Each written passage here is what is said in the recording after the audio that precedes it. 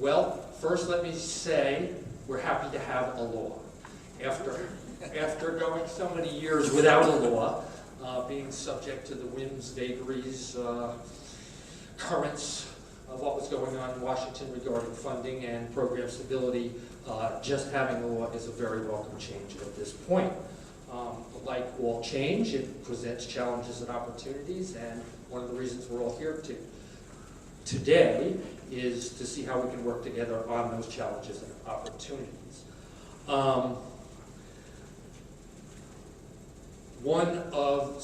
am a WIB director, so before I get down into more operational details, I will say one of the things that's most pleasing to WIB directors about this law is smaller boards. My board in Morris County was 51 members. We're already down to 28. I think we'd all agree that 51 is unwieldy and unworkable. 28 is much more manageable, and we envision the day when we have a hardcore of fully informed WIB members who are all active and all contributing resources in one way or another to the WIBs, and this is certainly a way to get there. In preparing to speak this morning, obviously I spoke to the many employment and training professionals at the conference to take their temperature on what they consider is most important. It'll be no surprise to anyone in this room that the main area of concern for New Jersey WIBs and one-stops is the transition to the youth program transition to having to spend 75% of funding on out-of-school youth. For some areas that would be a problem. Again, in my area, that's not a problem. It's typically done over 75, but we can see the challenge it presents, and we can be challenged by it through a lack of vendors willing to take on the many requirements of WIA. So that's one thing we're all going to struggle with. Pleased to hear Joe talk about industry valued credentials. That's on everyone's mind. We need a definition. We need a way to make that work in the system. We are all going to be challenged by the new performance measures. I hope many of you had an opportunity to visit Ken Ryan's workshop yesterday to see the intricacy of the new performance measures. And along with the intricacy goes the value in what they tell us about how the system's working. So again, we accept it, but it is a challenge. One-stop infrastructure is on everyone's mind. We've been talking about that for 10 years.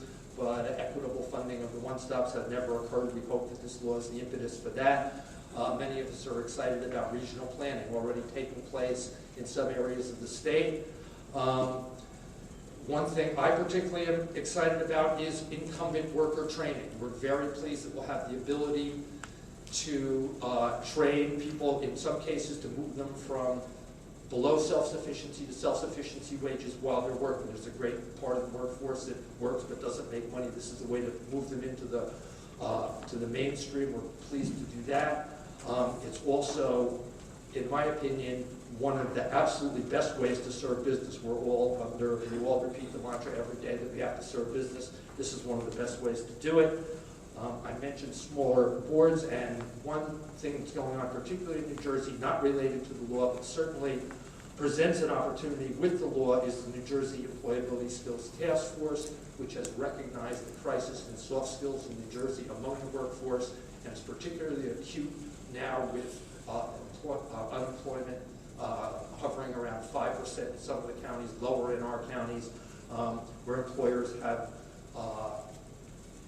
have a less rich talent pool and now need to make interventions with their applicants and workers, and the task force is ready to assist them with that. A report is being issued in the next few days. I think we'll all recognize the importance of soft skills in the workforce system, and we're looking forward to that. And the thread that undercuts all these issues that both Joe and I have mentioned is cooperation between the three levels, state, local, and government.